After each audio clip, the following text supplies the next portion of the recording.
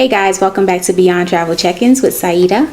And sometimes, Jermaine. Today we're going to be talking about 5 just kind of like money management habits that kind of keep Americans from being able to afford to travel abroad, travel the world, and just kind of maybe move to Kenya or Africa if they're thinking about it.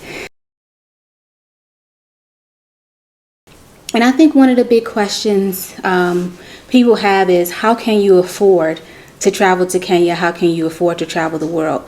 So we're going to share 5 habits that we had, right, with our finances. Like, right. A lot of these we had with our own finances, and we had to kind of reconcile those, and that's what put us in position to be able to travel more freely now, would you say? Right.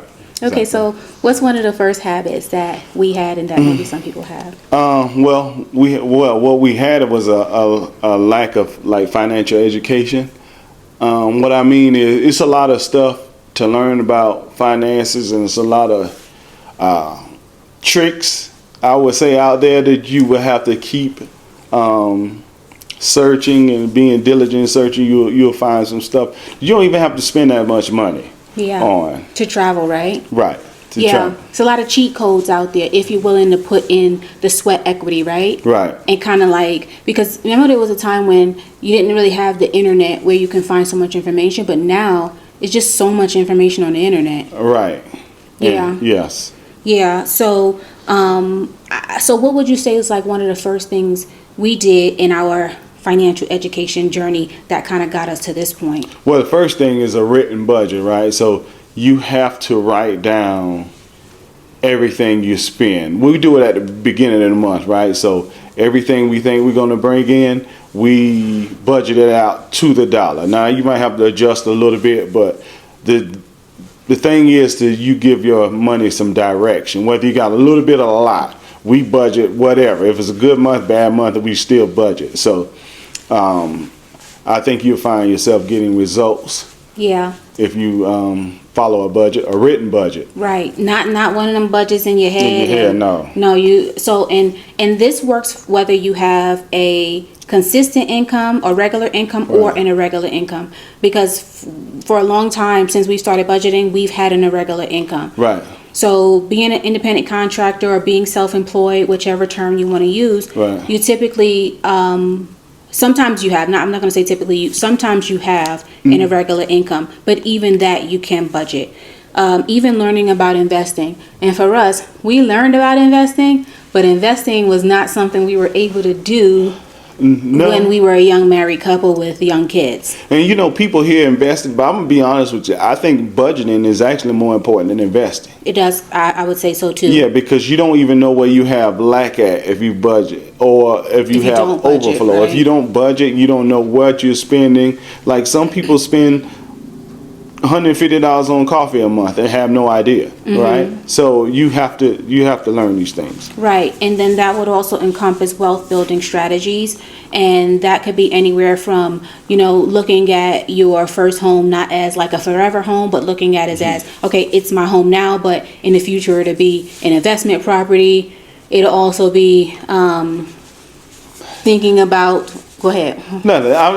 I know you'd like talk about wealth. Me, I'm just a country boy, right? So I just need to be comfortable. I need to do what I need to do and be okay. So this is more your realm as a wealth building strategist. Because me, if I'm all right, I'm okay.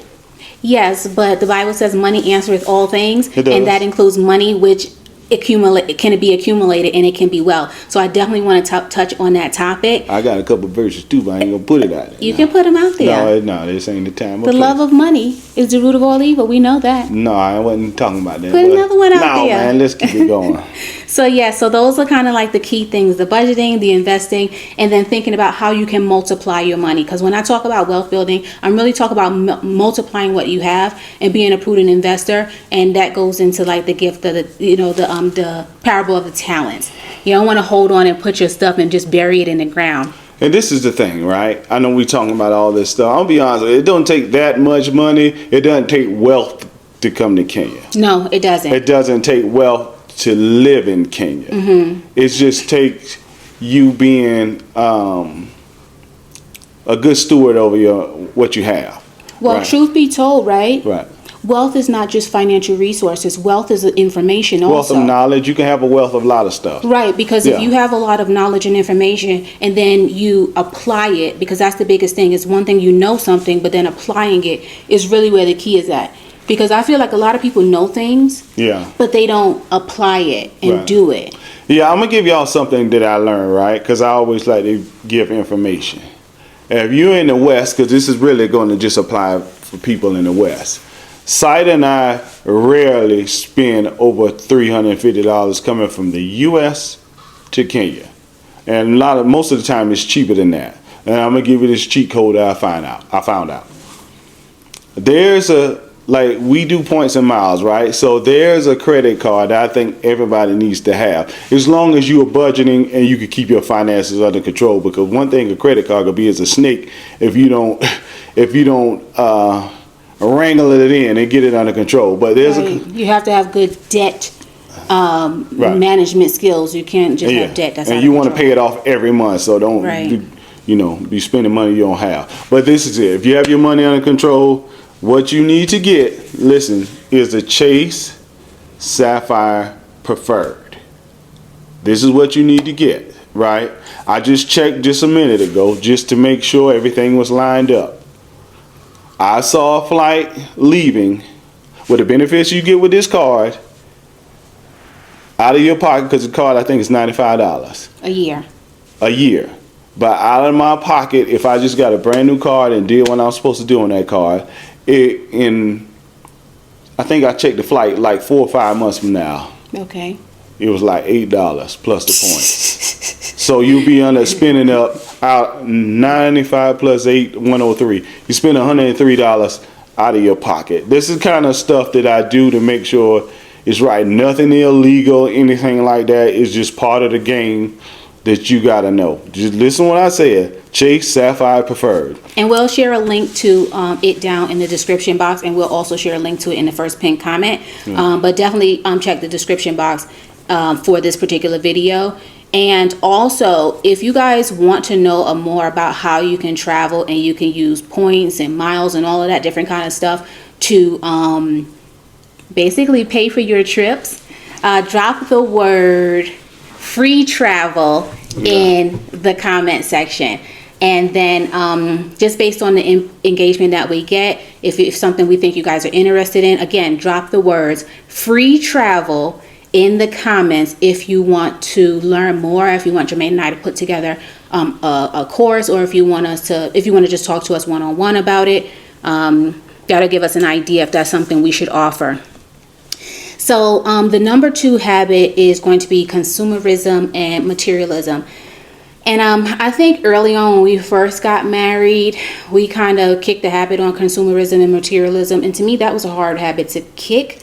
It took a couple years though. Yeah, it did. Like, I think we made a conscious decision to do it, but the actual doing took a while. We was forced to do it though. Yeah. Because yes, that didn't take precedence over how we wanted to raise our family. So when we went down to one income, right? So we were forced to kind of change some things and look at things differently, because Right. we wanted you home with the kids, right? Make sure you homeschooled for a little while, but I also went to school, so make sure you were there when they left and there when they came home. That's just what we wanted to do, and that took precedence over materialism. Right. And the good thing about Kenya is, Yeah. they have it here, but it's nowhere close we have it in the States. Yes. I was shocked when we first got together. We went to New York. I figured out people spending $700. For Regular jeans. people, $700 jeans. Not, $300-$400 for a coat. the lifestyle was different. When the $300, I spent $3 something for mine. That's what I'm talking about. $3 something for a coat. $1,000. Yeah, I'm just saying, Yeah. yes, you could go to the hood and you could see stuff like Coogee, and now they got the Canadian Goose. It's they had so much.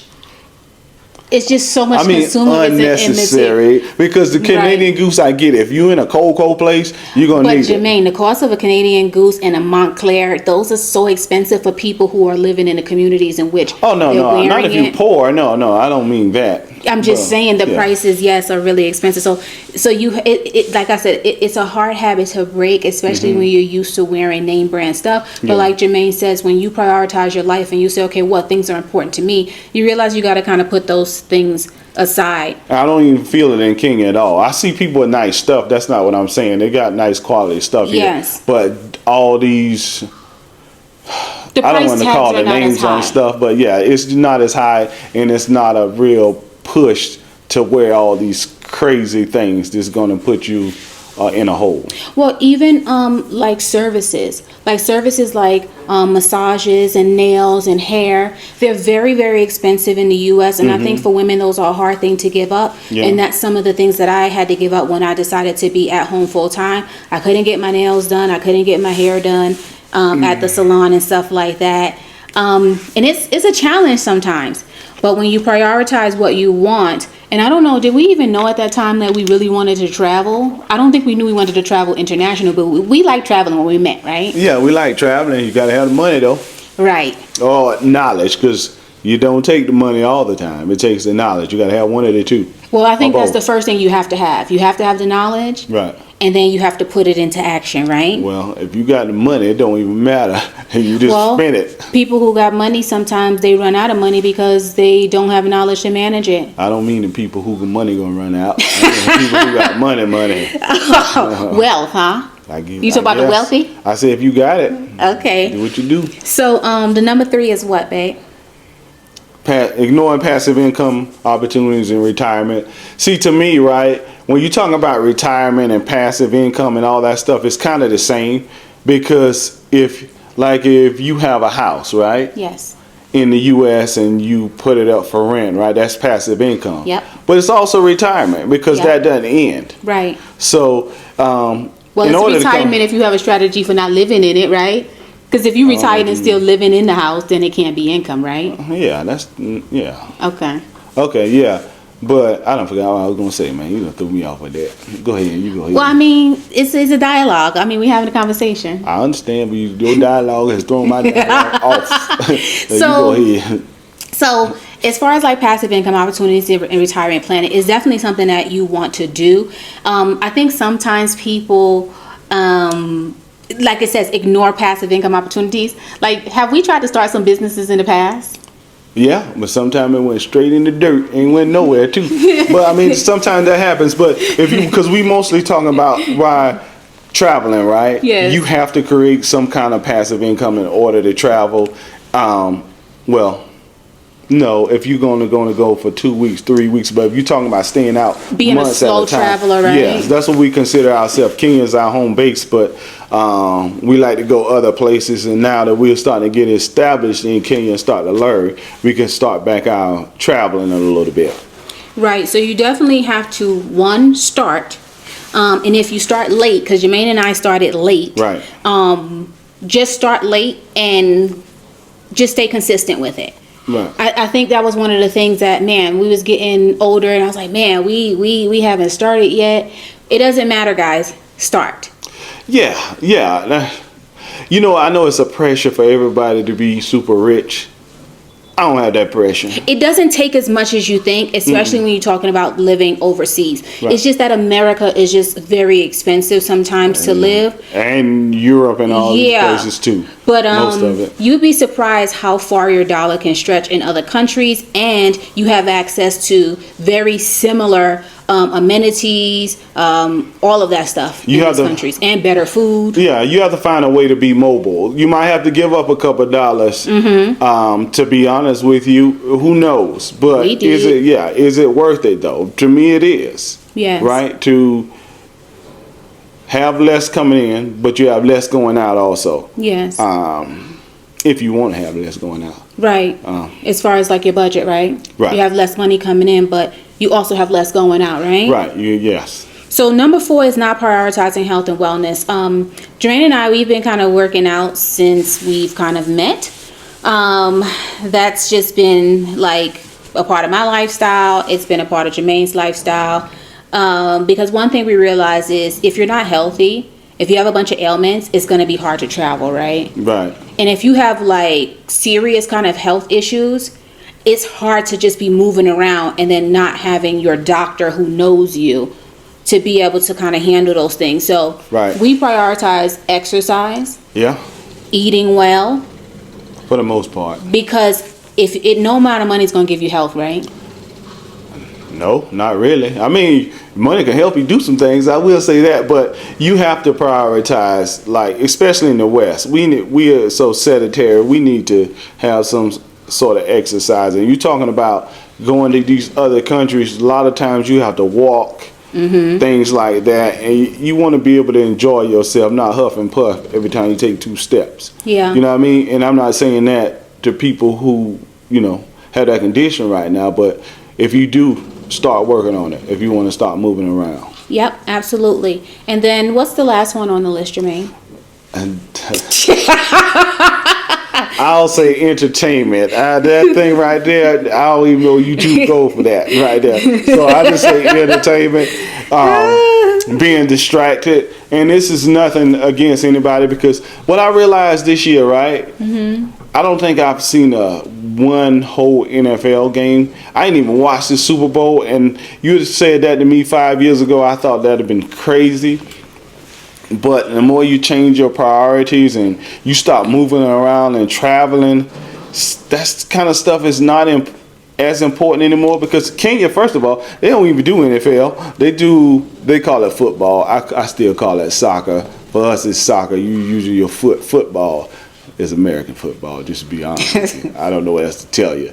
But I'm not really into either one as much anymore. And I've never been in soccer anyway, So one of the things that can keep Americans from affording travel is being too wrapped up in media as a source of like entertainment, because it can become a distraction.